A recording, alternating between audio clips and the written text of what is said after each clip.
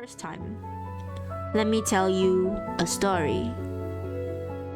Now, this story is about my friend Saif. She's beautiful.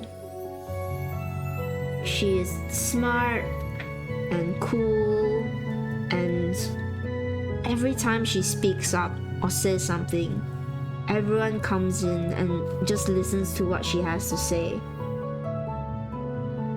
And she's the reason why most of us are still alive in the apocalypse, in the post-apocalypse. Because she's one of the few that helps protect us from the things that are out there. More directly, of course, a lot of them protect us. She's the one going out there and making sure we're safe from all the physical threats. Because it's not all safe in the apocalypse. There are a lot of things that don't exist anymore, a lot of harmful things that are no longer around, that's true. But there are a lot of new things, a lot of new creatures, some would say monsters, that exist out in the apocalypse. And there are things that I've never seen before, things that I think nobody has ever seen before. And it's hard to describe them. I think the best way is to call them animals, in a sense. And like animals, some of them are friendly, some of them are nice, some of them are just out there surviving like we are. But some of them aren't so friendly. Some of them aren't looking to make friends. Sometimes they're just out there hunting. And it's not their fault. They're doing what it takes to survive, like all of us. But it can be scary when you encounter those creatures like that. Because you're not anything but a meal or a threat to them. And they're not afraid to just go after you. So Saif is one of the few people that keep us safe. She's out there always making sure that we are not in any danger. And recently she got a bit hurt because of something that I did. And to start off this story proper, I need to talk about the circus.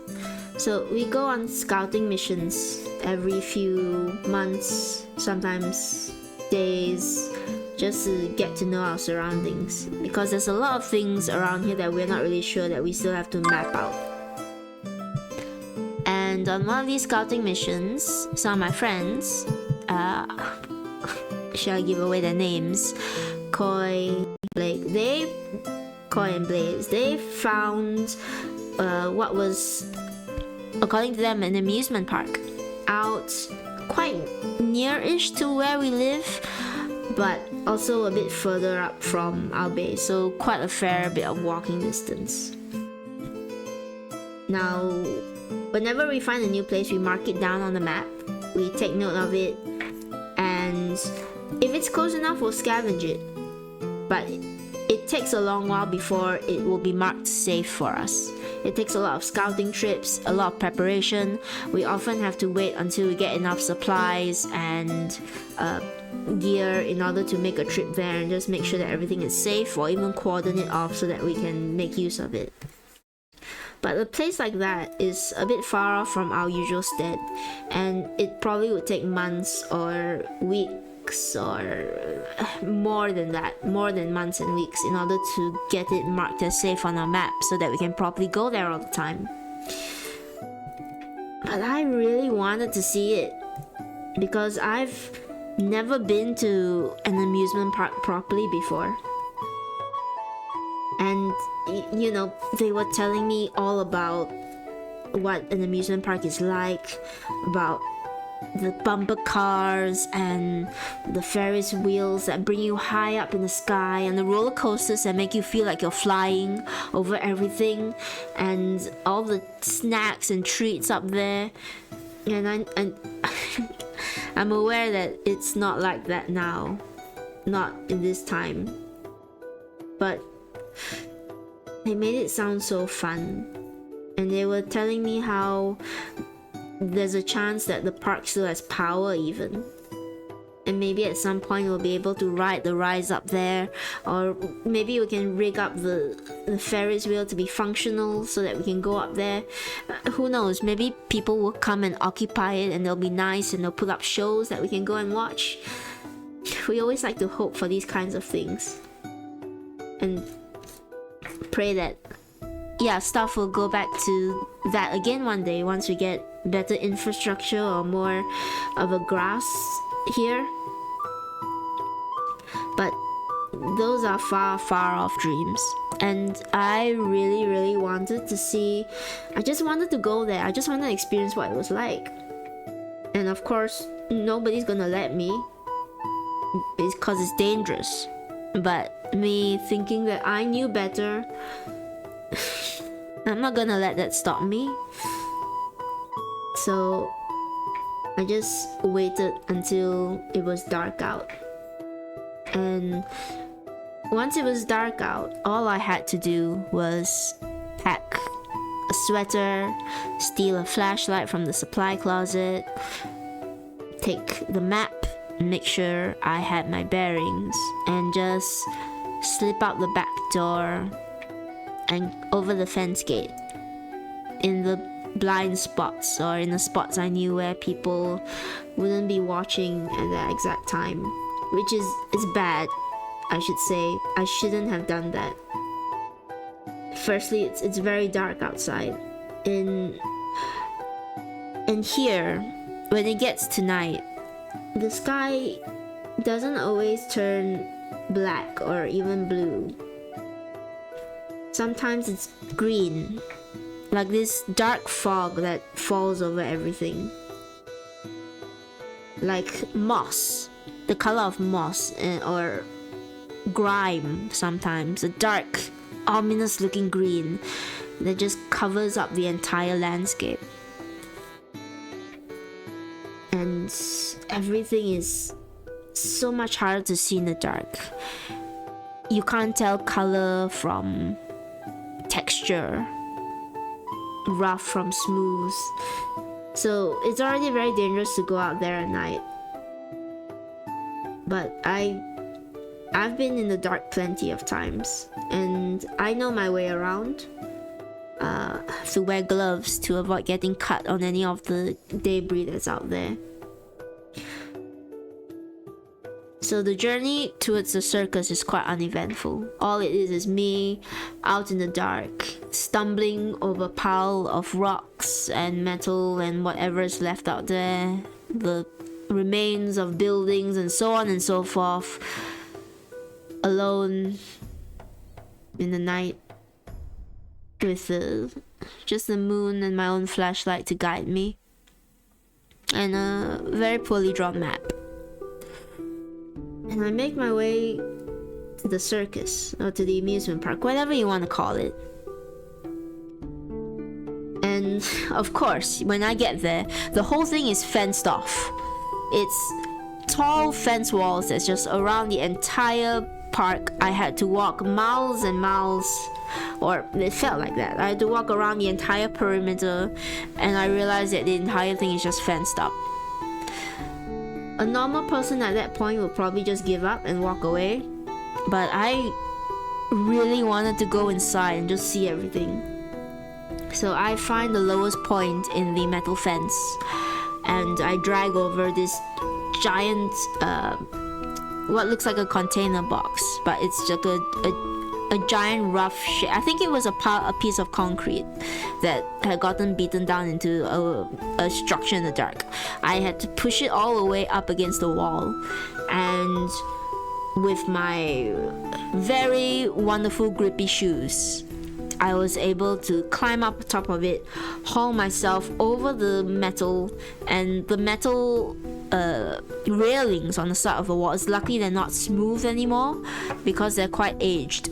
So instead of smooth metal, you get sort of this rusted corrugated metal that's very rough, and it makes it easier for me with gloved hands to grip onto it and haul myself up. I specify you have to wear gloves when touching these sort of things because you don't want to get tetanus from the rust. So there I am, alone in the dark, hauling myself up over this wall. Get on top of it. Barely managed to avoid scraping myself against the metal bits, and I just jumped down into what is a park. This completely dark amusement park. And you would, if you've never seen an amusement park, if you've only seen it from pictures like I have, or only heard other people describe it, then you would think that you don't realize how big everything is until you get inside. You don't realize how towering things like the coasters or the buildings are. But they were gigantic, they were huge. And if there was sun, they would be casting shadows and making everything even darker. But as it was, everything was already dark, and it was sort of washed in grey. And I think I had gotten in next to one of the concession stands where they sell tickets and all. Couldn't see any colors until I shined a light on everything. And I can't describe what an amazing feeling it was to finally get inside and see everything. Because, again, everything's huge. Everything's big. And it's just like how they all described. Giant metal structures where roller coasters would go off on, big towering signs that weren't lit up, but you could imagine the neon of their colors if they were lit up. And like there was a giant circus tent in classic red and yellows. And how many clowns do you think have gone in and out of that tent? You know how many people have gone in and enjoyed themselves in that circus tent? What sort of things were inside? I was distracted because I had stumbled across one of the prize booths. I think it was one of the ones where you shoot stuff. You have this little gun and you just shoot a cork at stuff. Everything was already knocked over, so I considered that the prizes were already to be there for the taking. Not much really, just dusty bottles, dusty plushies, worn out, just sitting there kind of sad. I was looking them over, bent down in the dark behind a booth. And it was at that point where my heart was sort of racing because I was so excited that I heard a little sound behind me. How do I replicate this? How do I let you know what that sound was? It was kind of like the sound a door makes when it opens up and the hinges are rusted. It's a creaking sound, that's the word. A creaking sound behind me. And things creak, you know, they're old, they're rusted. Of course things would creak. It's been so long for all the things there. I wasn't afraid. I just got up and went to see what it was. You know, climbed over the booth. I was planning to maybe see if any of the rides would work, because I wanted to go on them. I wanted to go on the bumper carts and bump carts, and heck, maybe a roller coaster would work, and that I wanted to fly. But before I could do all of that, I was walking towards this snack stand where they probably used to keep things like popcorn and melted butter and fried, I don't know, fried chocolate. These big glass cases that used to probably be for display only, for the display of all the food. And it was like I could smell the food there. I could smell the oil frying and the sweetness of the chocolate and all that. And you know the craziest part? There was something in those food display stands. There was a pile of cotton candy, like where you expect cotton candy to be, where you think cotton candy would be so long ago. Just, it was bright pink and blue and maybe a little purple. This fluffy stack of cotton candy behind the glass case in an abandoned amusement park. And it was unbelievable. I mean, how many of you would think that cotton candy would last that long? I've never tasted cotton candy. I've seen it in pictures, but things like sugar are hard to come by in the apocalypse. We don't get things like that. So I was excited seeing this pile of candy. It was dumb, because I mean, I should have questioned more. I should have second guessed. I should have just walked away. I shouldn't have come to the park. I should have left, but I didn't. I walked towards the glass case and I looked inside, and then the whole thing just started moving, like a bush rustling. The pink fluff just starts moving about, and the entire thing just turns.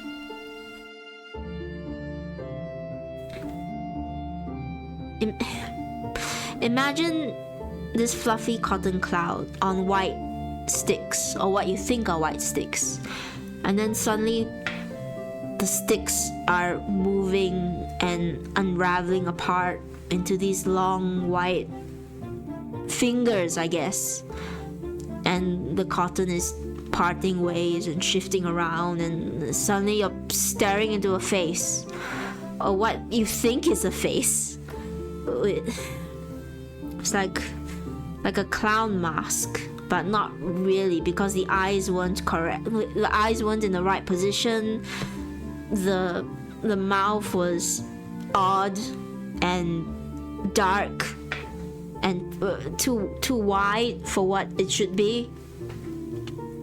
And it was just a hollow looking face in a pile of what looks like cotton candy looking at you, with these long spindly white legs and arms. And you would it sounds really silly, right, when you think about what this thing looks like, but there in the dark under a green night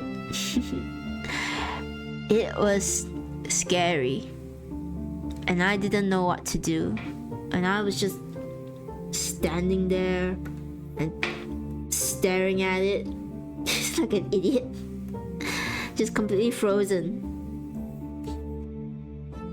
Sorry, I can't help but feel like I have to laugh to make you feel better, but it wasn't funny.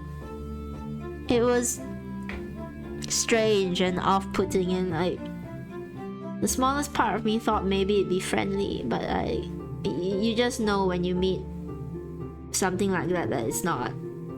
From the way it looks at you, you know that it's not friendly. It's just staring at it, this weird creature, and then its fingers starts moving, and I see these long white tendrils move against the glass, scrape across the grass. It scrapes across the glass, smooth, and I noticed that there are scratch marks on the inside of the glass, all shiny in the flashlight. And then the fingers start moving towards the latch, and it peeks out through the gap in the glass case, and it starts shifting and jiggling the latch of it, and it just imagine standing there, looking at this thing, listening to the sound of the lock start to move, and then the glass starts to creak open on its hinges. I'm not dumb. I just turned and started running. Just start running as fast as I can away from it. You know, it's like a horror movie, like a horror game. And I can hear it behind me. I can hear it crash down from the case, and I can hear it start walking or running on its long white legs. This stupid cloud of cotton candy with this inhuman face just starts chasing me through the park. And it's fast. It's like a giant spider. And I'm terrified. I'm scared out of my mind. I don't know what to do. I can't fight. I can't even run that fast. I just hear it galloping louder and louder towards me. And I don't know how I didn't manage to keep upright the whole time. I was sure I was gonna trip on something at some point, but I didn't. And I ran towards the bumper cars.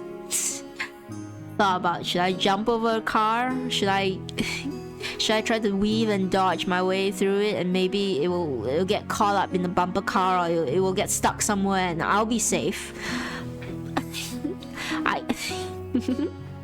I'm sorry. I couldn't do that. I just ran in a straight line past all of the cars, and I can hear it bashing and crashing against the cars, and I can hear it skittering behind me. And there's nowhere left to go except forward through the fairgrounds. And the only thing I see in front of me, the only thing that's in the range of my flashlight, is the broken down gate of one of the roller coaster rides. The entrance where people normally get in and get off. And I just run towards it. I make my way through an open gate or a broken gate. You know, those metal spinny things that people have to get past in order to get into an attraction or a ride. I wish I could say I was cool and I jumped over it, or I slid my way across it, but I didn't. There was just a broken one, and of course I just rammed my way through it onto the track. And it was some kids ride or some insect themed ride. But I don't know why I remember this, but the heading of the coaster was something like a Bug's World or a Bug's Ride or something about bugs. And there were why do I remember this? There were ladybug themed roller coaster cars.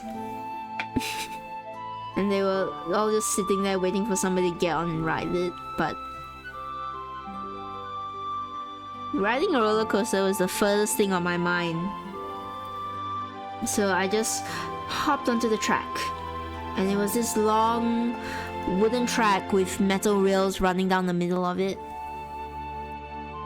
And I turned for the first time, and I could just see this cloud of terrifying, scary thing still coming after me. And it was it was so close. It didn't smell like cotton candy. It smelled rotten. Smelled like a place I didn't want to be. And I did probably the stupidest thing ever, and I just started going up the track of the roller coaster. I just gripping. It was a big wooden metal structure, and I just gripped the sides of it and just started climbing up the track as fast as I can. And I was afraid to touch the metal railings because I didn't know if maybe they'd be electrified or something. I don't know how roller coasters work. So I just clung onto all the metal bits. And I didn't care if like the splinters dug into my hands or anything. I just had to get away. And it was getting steeper and steeper, this incline of a coaster.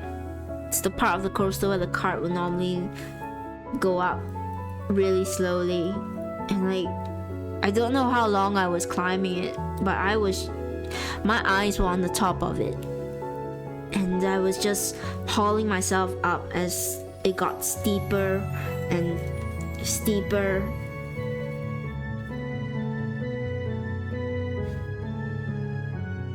My arms really hurt because they were aching, and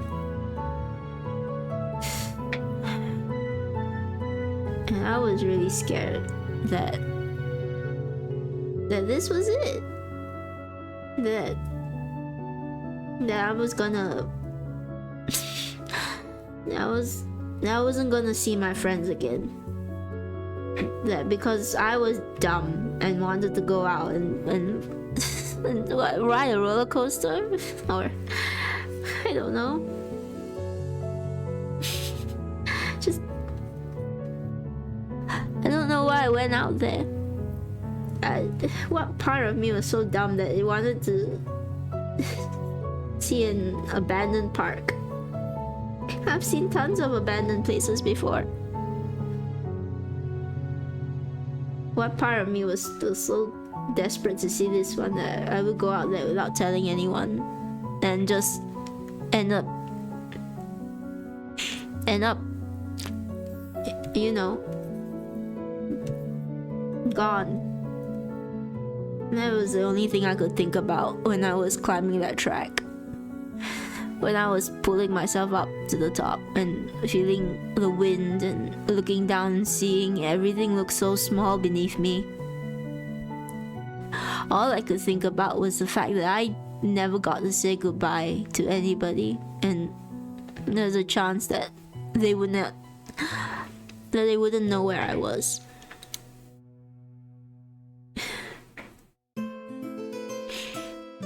And I don't know when or how it happened, but as I was climbing, all of a sudden there are these lights along the track, and they just lit up all at once. Maybe the thing had turned on the power. I wasn't sure, but it was like getting flashbanged, and for the briefest of moments, it took me out of it, and I was able to stop and look down. And as I look down, I hear this shunting noise, this chuffing noise, and I see the carts below me. Those ladybugs with smiley faces painted on them. Suddenly, they're moving, and they're moving up the track. And on top of this ladybug, riding it like a cowboy, was the creature. This stupid spider cotton candy creature just sat on a ladybug, its mouth open, and I don't know if it knew. Maybe it did. Maybe it was smart enough to know how to get up to me. So there I am, top of the track, steepest part of the incline, gripping onto the railing with all my strength. And there's this ladybug coaster picking up speed and coming towards me and getting faster and faster. And if that didn't kill me, I'm sorry, I shouldn't say that. I shouldn't say that word. If that didn't get me, then the creature on top probably would have. And there's not much I could do at that point. I can't go up any further, it's too steep. I can't go down. I can't jump off, it's too tall. I'm not a hero or anything. I'm not an athlete or anything. I'm just me. So I wait. What else can I do? Just wait and watch the truck the coaster cart get closer and closer. And then I don't know when I closed my eyes, but I did. And I hear this first loud bang sound. It's just like a sound, and I open my eyes and I see something along the track had probably caught onto the wheel of the coaster and unhooked it, or I don't know, maybe I got lucky, but the entire coaster had derailed partway up the track before it reached me. I just watched this huge giant ladybug metal piece go barreling off the track, and it hits the railings and the railings just break. It just goes right off the side. And this thing isn't small. It's a huge piece of metal, and I can feel the entire structure of the roller coaster just shaking. And I was thinking, what's wrong with me that I wanted to ride something like this death trap? Who wants to ride a coaster? And you think that'd be it, right? You think, oh, Tene got lucky, and the thing derailed, and the creature must have gone off the side with it, right? But it didn't. It just hopped off the coaster as it was barreling sideways, as the entire line of coasters just barreled and broke off the track. And it was gripping onto the metal rails with its fingers or legs or whatever you want to call it, and it was just looking at me. And by then we were maybe only a few feet apart, like the length of a crosswalk. It was crossing the road towards me. And I don't know how you can tell when something's dangerous, but you can just tell when something's dangerous. Even if it's not holding a weapon, or it doesn't have any claws or anything, or any teeth for that matter. You know when something is stronger than you. You can feel it. You know, and you just know. And it's not a good feeling to know. And it's not a good feeling to have that thing come so close to you. It's not. I'm sorry. It's not a good feeling to. It's not a good feeling to think about how stupid you are, and about all the people who would tell you that you're so stupid, but will also miss you a lot when it happens. I didn't know what to do. And there was nowhere to go. I guess I could have jumped, but there's no way I'd survive a fall that high. I mean, if I look down, I can see the carts, the ladybug carts, and they're just twisted metal, and the whole thing is just collapsing on itself in the dirt below me. If I jumped down, I would have been. So it was coming closer and closer, and then there's another loud bang sound, and whatever this bang was, it was enough to make this thing look back on itself. It didn't really have a face or a head, you know, but whatever it was, you could see when its body, I guess, twitched and turned, and I could tell that it was looking behind it, somewhere down below the track. And part of the wooden structure had broken off by that point because of all of the derailment and stuff. So there was this piece of wood by my feet, long enough that I guess you could call it a bat. And I just let go of the railing on the side and stood there without any support. And I just grabbed it, and I felt the air rushing through, and I felt I was gonna fall at any second, but I swung that wood. I swung it straight at his head, and it connected. It's just a loud cracking sound. And I don't know if it was the wood or if it was the creature, because the wood did break.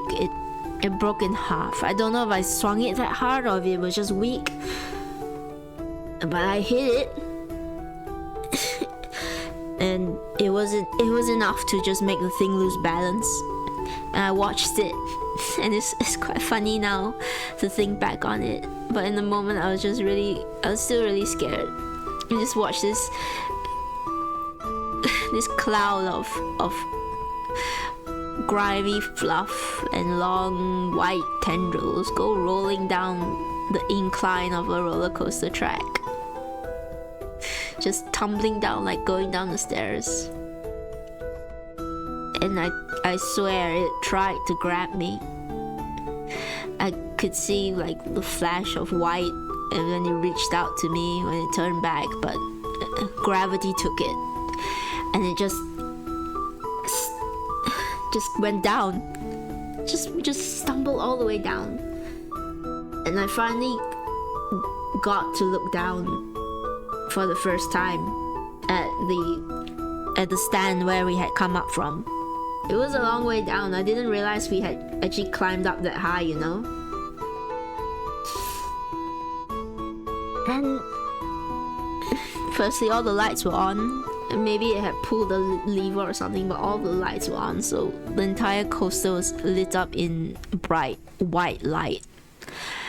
And at the stand, I saw Scythe. She was dressed in nothing but a nightgown. Didn't have her usual armor on. Didn't have her shoulder padding. Didn't have it didn't have a knee pads, didn't have anything. It was just like a night, it's not even a gown, I guess night clothing. It looked like she had just woken up, and her hair wasn't even tied up. But it was Scythe. I knew her anywhere.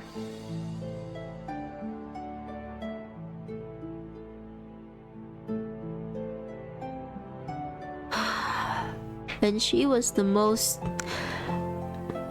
It was the best thing ever to see her, because I thought that I wouldn't get to see her again. And I thought I wouldn't get to see anyone again. But there she was. And I couldn't relax because... Sorry, getting too much into it, remembering. And the creature had rolled down the tracks, and it was next to her. And it wasn't down, it was still up. It was shifting, it was moving, it was getting its bearings back. And I could see the moment where its gaze turned from where I was standing to look over at her. And I think I'm gonna take a small break before I continue the rest of the story. Gonna take a small 5-minute break, and I'm sorry if I got a bit too much into it or if it sounded weird or the like. It's the first time I'm telling a story like this, and it makes me a bit nervous.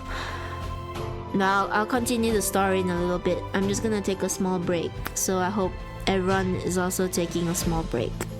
Thank you for listening. I'll be back in a bit. I promise. I'm not going anywhere.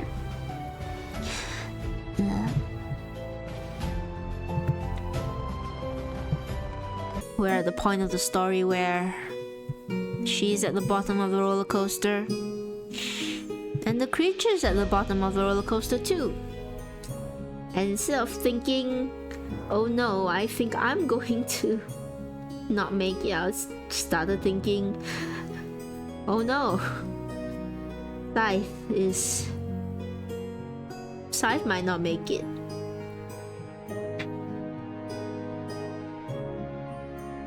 And she's one of the strongest out of all of us.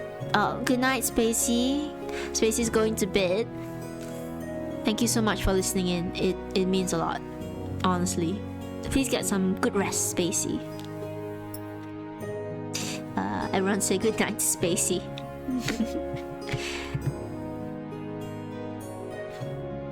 Oh nice, Mr. PD is assembling a 6-foot by 8-foot privacy screen that'll be used for soundproofing. Good luck with that, and I hope this is entertaining to you while you're assembling that. And he says good night to Spacey as well. So yeah. Now, as I was saying, getting back into story mode. This creature's at the bottom of the roller coaster ride, and so is Scythe. And Scythe is tough. She can fight. She can take care of most anything. But she usually has a weapon or something, you know? And it's very different not having a weapon and having one.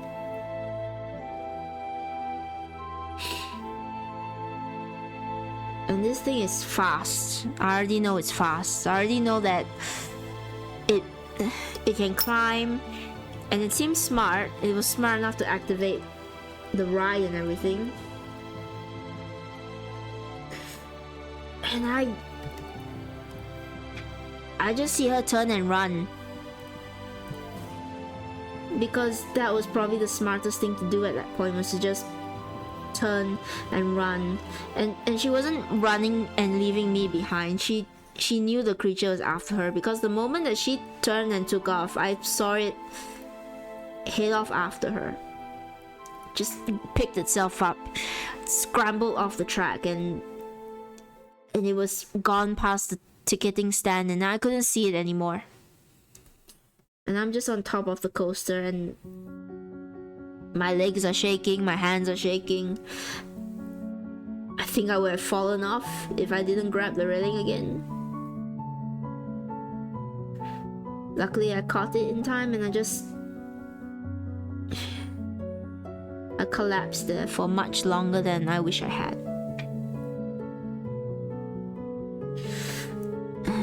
It felt too long. Maybe it was only a second, maybe only a minute, but it was too long. I got back up and I just scrambled down the incline. And I had to slow down because there were parts of it that were missing from where the cart had come loose and slammed into the wooden railing. I still didn't know if the metal parts were electrified, so I was just spread on the wooden platform and slowly climbing my way down, somewhat half leaning back on the coaster itself because the incline was so sharp. And eventually, far too long, I finally managed to climb all the way down and hop off the platform and start going towards wherever the two of them had gone.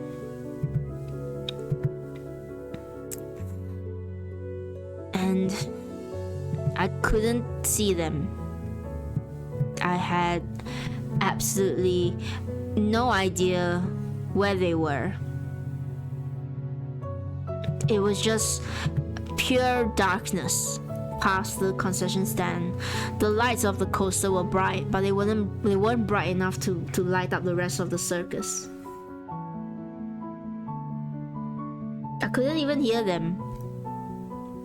And you think you would hear something? Creature that fast. But maybe Scythe was keeping quiet on purpose or something. Maybe she was hiding from it. I don't know.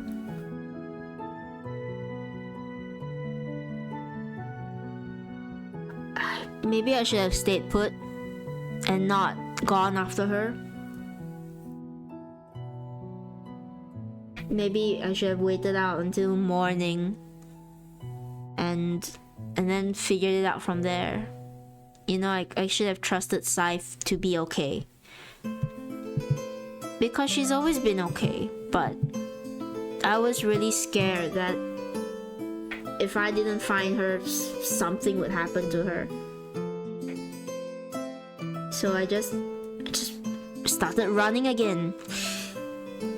I was really tired at that point.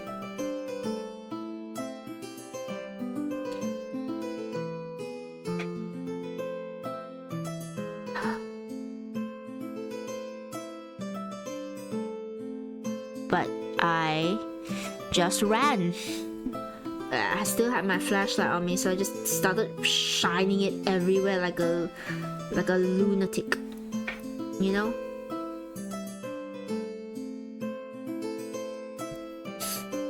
I don't even remember half the things I saw. Everything that wasn't them was just a blur. I'm looking around for pink cotton candy, trying to find out where this thing had gone.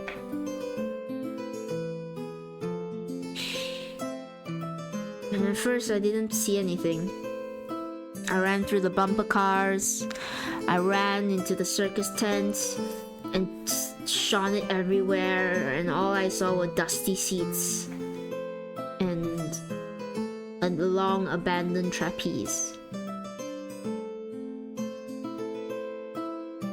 My flashlight was starting to die out slowly. The batteries had been going on the whole night. I don't know how long it had been. It didn't feel that long, but it felt. It must have been hours because.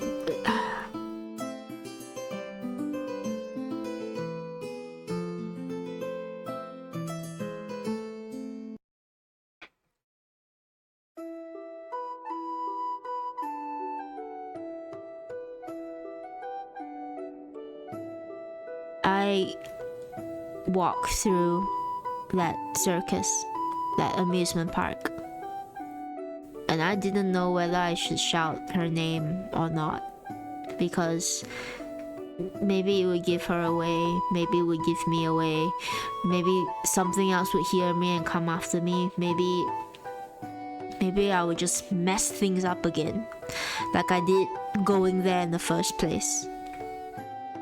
So when my flashlight died, I just kept running. Even though I couldn't see anything, I could just see like black shapes in the dark. I just kept running until it found me again. It wasn't in the glass case of a food cart. It was just out in the open now.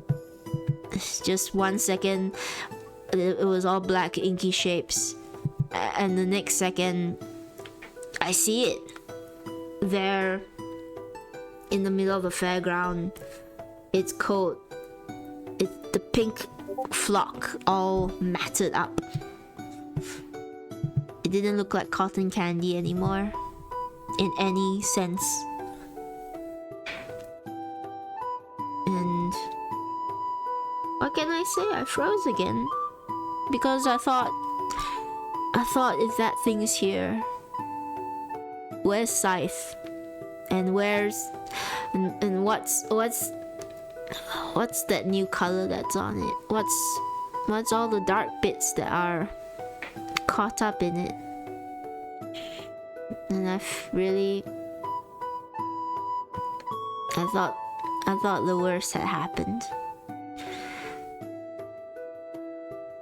And it just came at me.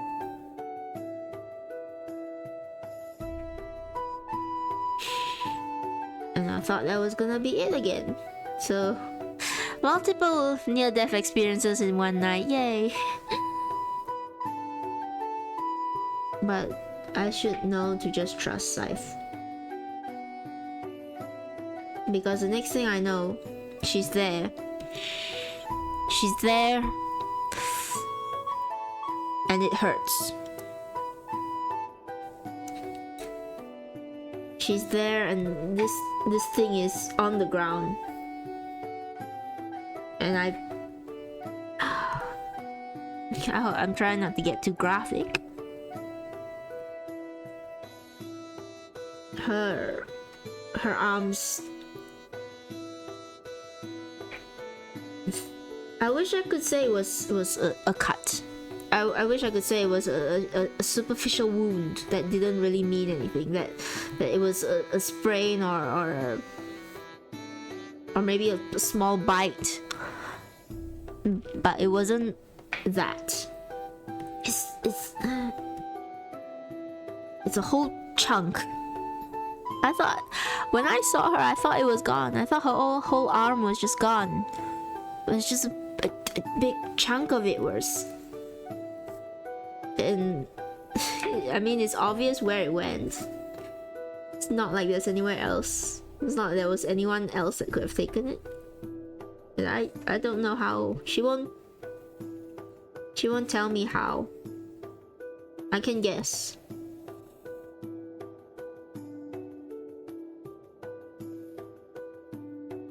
There's a whole chunk of her arm was gone. But she was still there when this creature lunged at me. And I thought it would take off the next bit of her arm. But she managed to shove this big metal piece. I think it came from one of the stands. It might have been maybe a prop gun that they used to shoot the targets at the shooting stand. I don't know. She had just shoved it into this creature. So when it lunged at me with its mouth wide open, she had stepped in and thrust forward this metal thing, and the creature just leapt onto it, basically leapt onto it with its mouth open. And if you've ever accidentally bitten off more than you can chew, you know how painful it is when something sharp or something blunt scrapes up your throat, hits your uvula and makes you want to vomit. And it must have been what this creature felt, because it stopped and it just started clawing, or what you can call clawing. It started using its fingers or the like to try and get rid of this big metal piece. And it was twitching on the ground, just rolling around in a pile of red and black and green. And the noise it made, screaming and the sound was bouncing around in the big empty space. You know how loud something has to be in order to fill a big empty space with nothing but that sound? It's loud. I thought my eardrums would burst. And I probably would have just stayed there and not moved if not for Scythe grabbing my hand. And she grabbed it with the arm that hurt, because I could see her wincing when she pulled me away. And I just started running along with her. And when we got back, and it was a while, we just kept running in the dark. And I just held her hand and trusted that she would get us back to where we needed to be.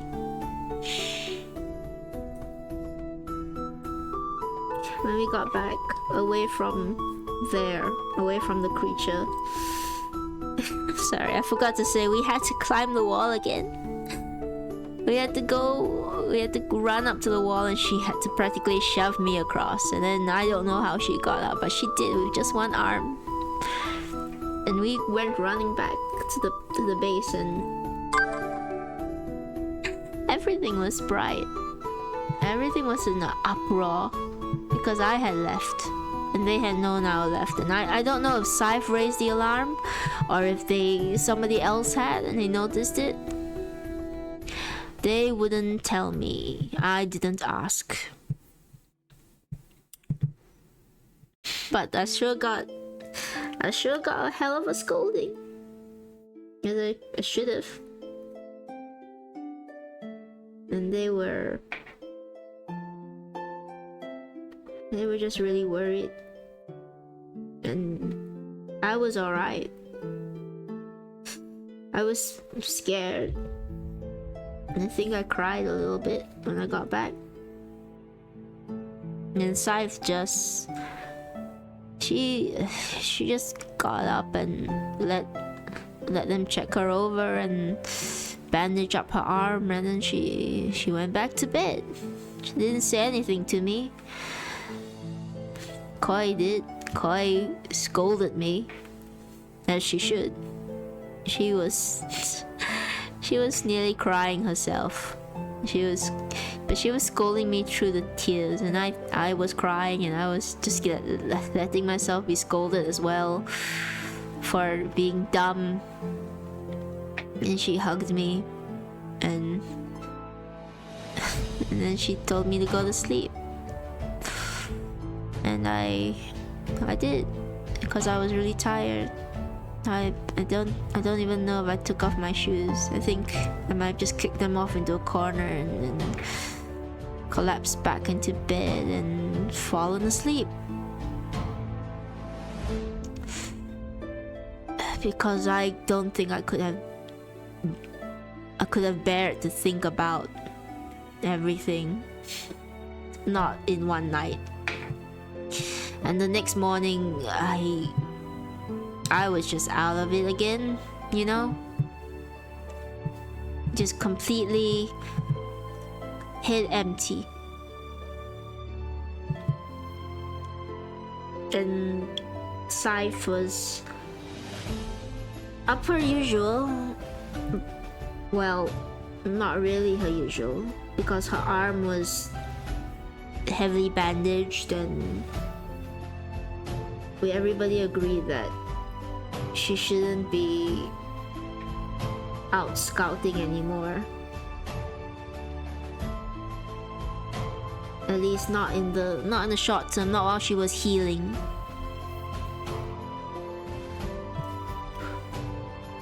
She was really quiet.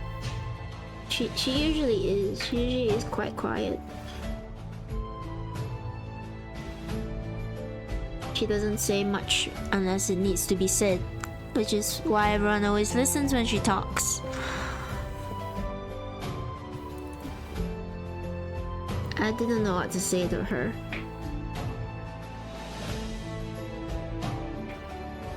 There was stuff I should say. I should have said sorry, I should have said thank you, There were a lot of things I wanted to say, but I didn't at the time, because I was also, I don't know, I was scared. I was peeling off of it.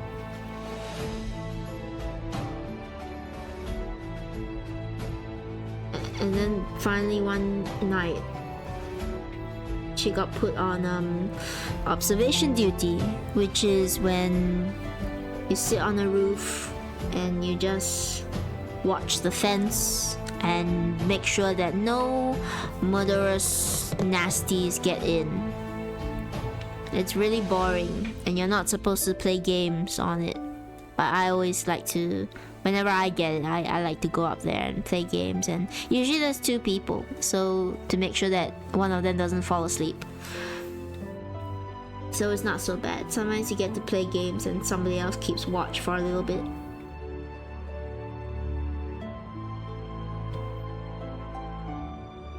But it was her and it was me up there on observation duty for the night. I don't know if they put us together on purpose. Maybe it was so she could keep an eye on me. I don't really know.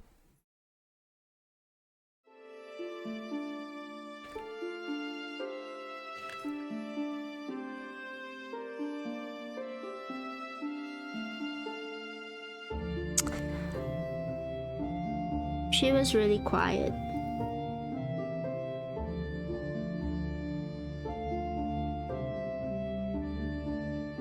The night was... It was one of those nights where...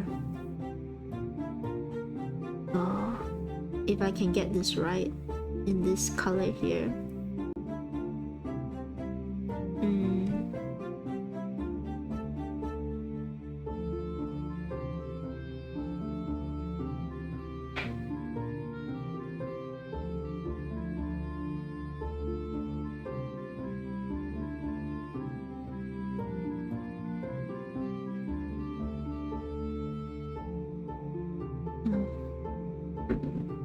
Sorry, the lightning is flashing outside. I'm glad I'm not on observation duty out tonight. But don't worry, they have umbrellas. It wasn't such a bad night though. It was relatively clear.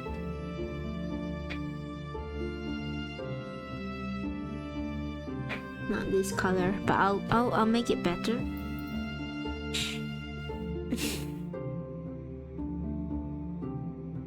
She was quiet. And she usually is. She didn't say anything when I sat next to her. Just sat there, looking out.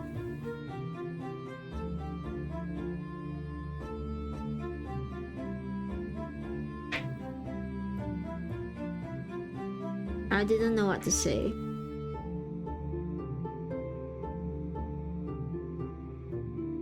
So I just sat next to her and watched her. And somewhere in that silence, as we just sat next to each other and looked up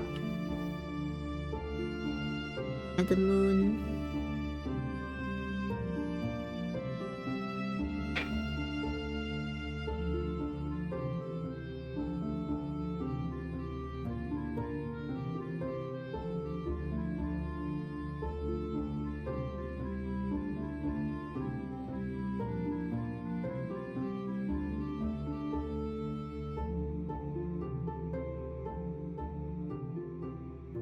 I knew she forgave me.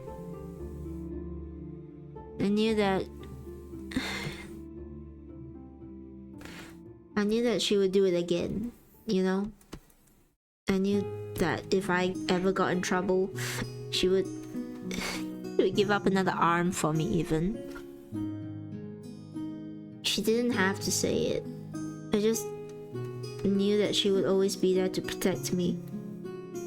And even though it was a stupid, dumb, idiotic thing that I did, she was saying in her own way that she would always come true and she would always protect me. But she still told me not to do such a stupid thing again because, you know, he only had so many arms to give.